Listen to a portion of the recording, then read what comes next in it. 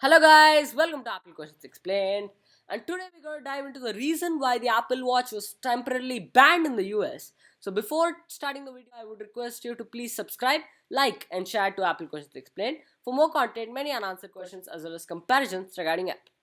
So without any further ado, let's start. Before doing any of this, why the Apple Watch has been banned and etc., we'll first have to understand the history of the Apple Watch and the utility of it. That is, why is it used? But that will be for another video due to time constraints. But we'll just understand the basic picture as to what the Apple Watch is and what is its utility. So basically, the Apple Watch is a line of smartwatches developed, manufactured, and sold by Apple.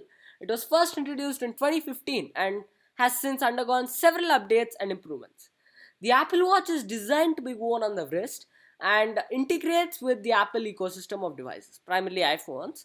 So, the key features and utilities of the Apple Watch include health and fitness tracking. So one of the primary features or functions of the Apple Watch is health and fitness tracking. It includes a variety of sensors to monitor your heart rate, track physical activities, measure the amount of calories that have been burnt, and provide insights into your overall well-being. Second is notifications and communication. The Apple Watch allows users to receive notifications for calls, messages, and emails and various apps directly on their wrists. It also supports making and receiving phone calls, sending texts, and even communicating with Siri through voice commands.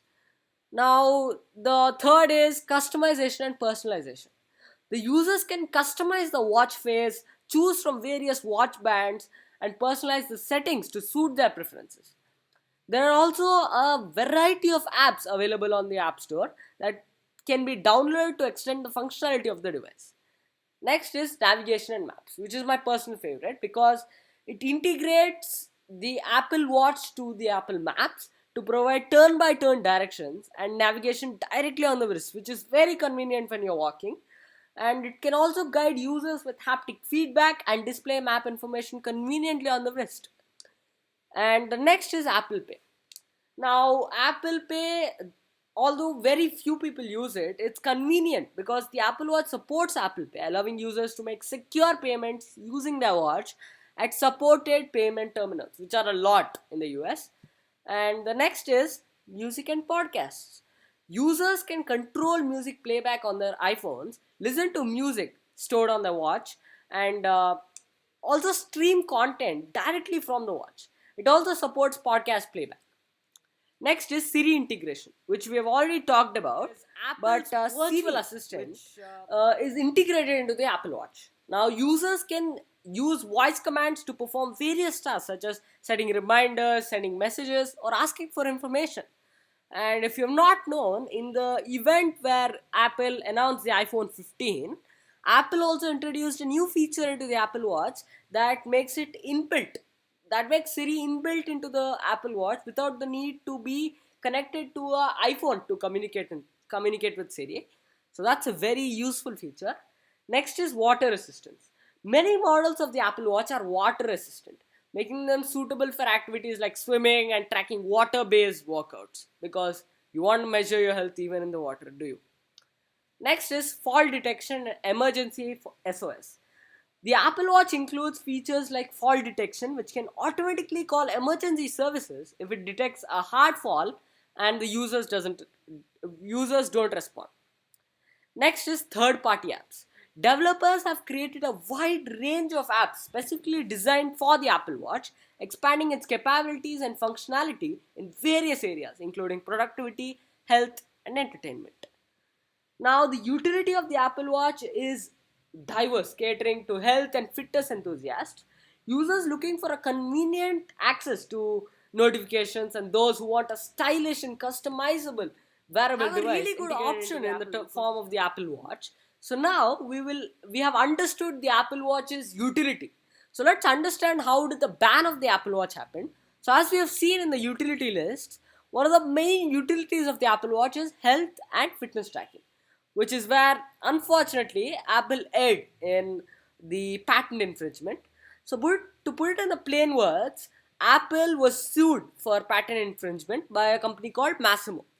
So Masimo Corporation is a global medical technology manufacturer who is well known for their non-invasive, innovative technological devices. The devices can include both portable, handheld, wearable medical devices that may detect few life-threatening conditions such as heart attacks, strokes, etc., which can easily be avoided with early detection. So the best part of it is that this detection can be done with a simple procedure such as inserting a non-invasive external sensor to the patient's finger, for example, and pressing a button. This can also help in the first responding to check the oxygen saturation levels, methemoglobin, or carbon monoxide levels along with the pulse rate in seconds. So Massimo Corporation is headquartered at Irvine, California, USA, and their website is www.massimo.com. Massimo is a traded company, Nasdaq, trade as MASI, founded by Joe Kiney in 1989 as a garage startup, just like Apple, similar to many Californian big tech companies. The company employs around 8,000 people with a market cap of 6.194 billion US dollars, with their stock price ending at $117.21 on Friday, 29 December 2023. So you might be curious about Masimo Company's specialities. So Masimo Corporation, headquartered in Irvine, California, is a global medical technology company specializing in non-invasive patient monitoring technologies. Their prime focus areas include pulse oximetry. So Masimo is a leading innovator in pulse oximetry using pulse oximetry signal acquisition (POCA) technology. Their pulse oximeters are known for their improved accuracy compared to traditional models, especially under conditions of poor perfusion, low blood flow, or motion artifact. And next, they also have a measurement or additional parameters beyond oxygen saturation, SpO2, such as perfusion index, PI, and pleth variability index, PVI. Second area which they specialize in is non-invasive monitoring solutions. Beyond pulse oximeters, Masimo also offers various non-invasive monitoring solutions, including rainbow set technology, which enables simultaneous measurement of multiple parameters such as SpO2, pi, PVI, carboxyhemoglobin, HbCO, methemoglobin, MET-HB, and more. Radical 7, a pulse oximeter, which provides continuous monitoring on a large, easy to read display, often used in critical care settings. Now, Radical R, which is a patient monitoring system, offers a comprehensive monitoring capability, including vital signs, waveforms, and trends. Now, the other specialties of Massimo are Massimo also ventures into connectivity and data management, which offers platforms for integrating data from their devices with electronic medical records, which are EMRs, and other healthcare systems. Next is telehealth solutions, enabling remote monitoring of the patients. Massimo's commitment to the technology has earned them a recognition as a leader in non-invasive uh, patient monitoring. Their technologies are used in various healthcare settings worldwide, contributing to the improved patient care and outcomes. Now, what is this legal disagreement going on between Apple and Massimo? You must be asking. So, what happened was that three suits have taken place between Apple and Massimo, one in 2020, one in 2021, and the last one which they won in October 2023. So here is a brief history of the companies and the suits. So the history between the companies is Masimo, which was founded in 1989, is a medical technological company which is specializing in non-invasive patient monitoring, particularly pulse oximetry. Apple, founded in 1976, a global technology leader known for various consumer electronics, including the Apple Watch. Now, the two companies interacted in an interesting way before their legal battles. In 2013, Apple hired an ex-CTO of Massimo, followed by several other employees. Massimo suspected Apple of acquiring its technology through its talent poaching. Next is the lawsuits and the outcomes. So Massimo filed three separate lawsuits against Apple. First in 2020, where Massimo sued Apple for infringing 10 patents, including technology for blood oxygen level and heart rate measuring. This lawsuit is still ongoing, with Massimo winning a partial victory at the International Trade Commission (ITC) regarding specific Apple Watch models such as the Series 9 and the Ultra 2, which have been banned, by the way, for a temporary time. But Apple is continuing to sell them at without a blood oxygen sensor and heart measurement equipment. So this this case is currently appealed by Apple. In 2021, Massimo accused Apple of antitrust violations and unfair competition, claiming Apple used its market dominance to stifle innovation in the wearable health device market. This lawsuit was withdrawn in January 2023 as it overlapped with the ongoing patent infringement case. In 2023, Massimo filed an additional patent infringement claim against Apple, further expanding the legal battle beyond the initial current status of this legal battle, you might ask. So, the 2020 patent infringement case is the only active lawsuit, while Massimo achieved a partial victory at the ITC regarding specific Apple Watch models. The case is still under legal review. The 2021 antitrust lawsuit was withdrawn, and the additional 2023 additional patent infringement claims are merged into the ongoing legal battle. So the full case is so complex and far from settled. It will likely take more time before a final verdict is reached. But as of now, what is the result of all this, you might ask? Massimo accused Apple of misappropriating Massimo's technology for measuring blood oxygen levels. So the ITC agreed, ruling in October that Apple infringed two of the patient monitoring company's patents. So Massimo's CEO and founder John Kinney, an engineer who co-invented the pulse oximetry technology, called the commission's finding a powerful message that the world's largest company is not above law. Apple appealed the ITC ruling in federal court but stopped selling the Series 9 and Ultra 2 watches just before Christmas in what it called a preemptive. The ITC's decision became final on December 26th when US Trade Representative Catherine Tai decided not to reverse the determination at the end of the 60-day review period. However, the US Court of Appeals for the Federal Circuit paused the ITC ban the next day.